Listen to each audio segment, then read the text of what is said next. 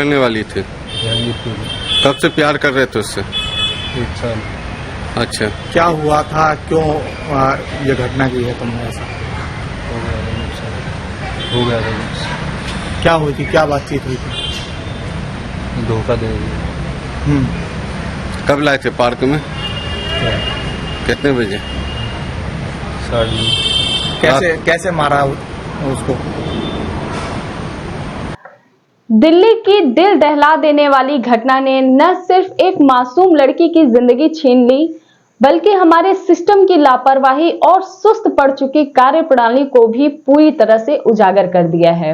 नमस्कार, देखो TV news में आप सभी का स्वागत है। मैं अनुपमा जायसवाल। आइए देखते हैं आज की खास खबर।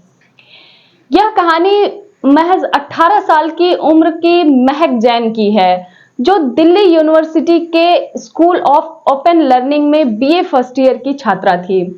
हर शनिवार और रविवार को उसकी क्लास होती थी और उसी रूटीन के तहत एक रविवार सुबह वह घर से निकली थी।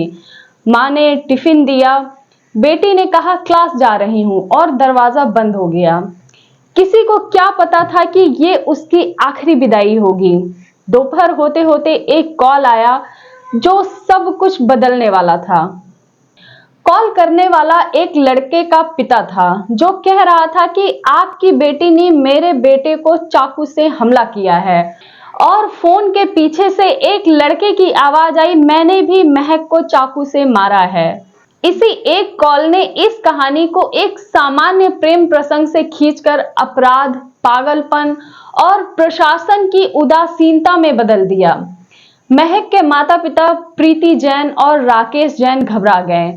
वो फौरन महरौली थाने पहुंचे और बेटी के लापता होने की सूचना दी। पुलिस ने आश्वासन दिया कि तलाश की जाएगी, लेकिन केवल 2 पुलिसकर्मी को भेजा गया। अगले 18 घंटे तक ये परिवार कभी पार्क, कभी जंगल, कभी किसी थाने के बाहर भटकता रहा तो कभी किसी थाने के बाहर भटकता रहा। इसी दौरान आरोपी अर्श से वीडियो कॉल पर बात भी हुई, लेकिन वह बातों को गोलमोल करता रहा।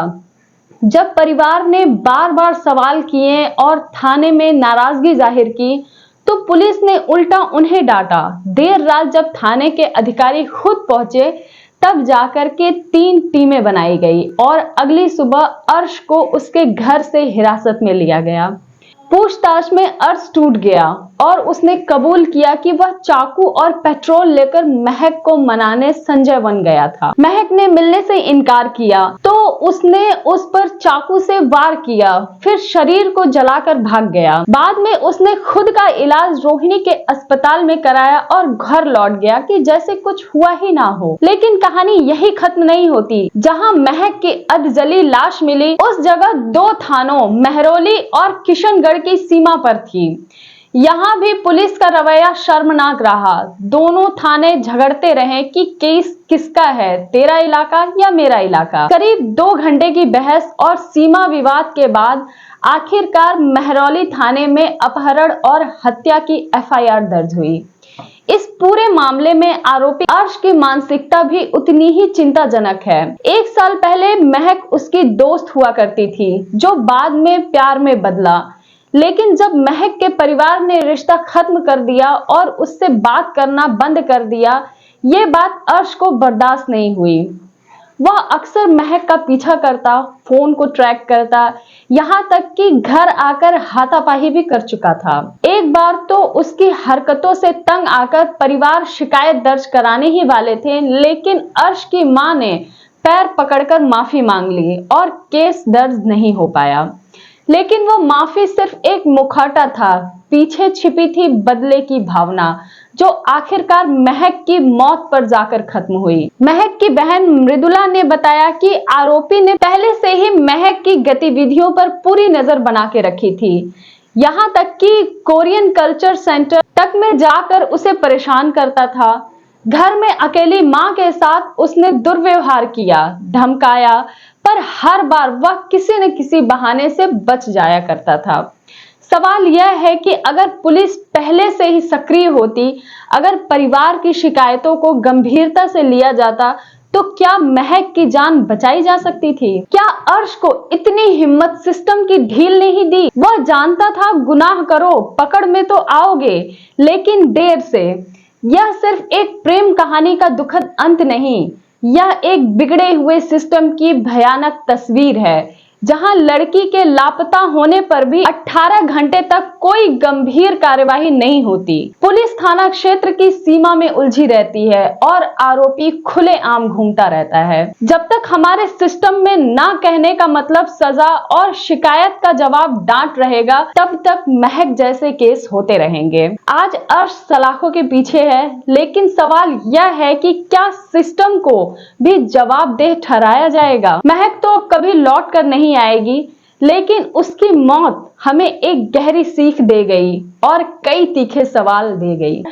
आइए देखते हैं आरोपी अर्श का इस पर क्या कहना है। करने वाली थी, जहांगीरपुर में। कब से प्यार कर रहे थे उससे? 1 साल अच्छा, क्या हुआ था, क्यों ये घटना की है तुमने ऐसा? हो गया था कुछ। क्या हुई थी, क्या बातचीत हुई थी? धोखा दे दिया। हम्म, कब लाए थे पार्क में? क्या? कितने बजे?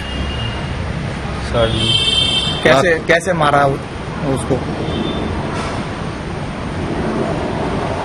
कैसे मारा? किस चीज से मारा? और मैं हॉस्पिटल में हूँ, पर महक कहीं नहीं है। मैं उससे पूरा दिन पूछती रही कॉल करके कि महक कहाँ है, महक कहाँ है, आप बताओ कैसी भी हालत में मुझे बता दो। वो झूठ बोलता रहा, साफ झूठ बोलता रहा कि मुझे नहीं पता, महक नहीं पता। बट जब हमने पुलिस को कंप्लेंट करी, शाम में जब वो पुलिस पेट्रोलिंग पे निकली है, चेकिंग करने निकली है, 15-20 पुलिस वाले गए हैं उस पार्क में, तब भी उनको नहीं मिली। फिर जब हमने इसकी FIR दर्ज करी, हमने कंप्लेंट लिखी, तब वहाँ पे उसका अरेस्ट वारंट गया होगा, तो उसको लेके आए पुलिस वाले। तब उसने अपने आप कबूल किया, अपने आप दिखाया कि मैंने हाँ उसका गला दबाया। उसने उसका गला दबाया होगा तो मेरी बहन ने उसको चाकू ले लिया होगा, तो चाकू उसने उसके पैरों पे मारे, ठीक है, बट उसने उसका गला दबा के उसको मार दिया। और आरोपी ने पूछताछ में पुलिस को बताया कि फोन करके उसने लड़की को संजय वन मिलने के लिए बुलाया, वहां वो जंगल के अंदर वाले हिस्से में ले गया और फिर उसकी गला दबाकर और चाकू से हमला करके हत्या कर दी। उसके बाद बॉडी को जलाने की कोशिश की और इस दौरान उसको चाकू से जख्म लगा, जिसके बाद वो वहां से भागकर इलाज के लिए अस्पताल पहुंचा। आरोपी को गिरफ्तार करके उसके पास से चाकू बरामद कर लिया गया है। अब पुलिस आगे की कार्रवाई कर रही है।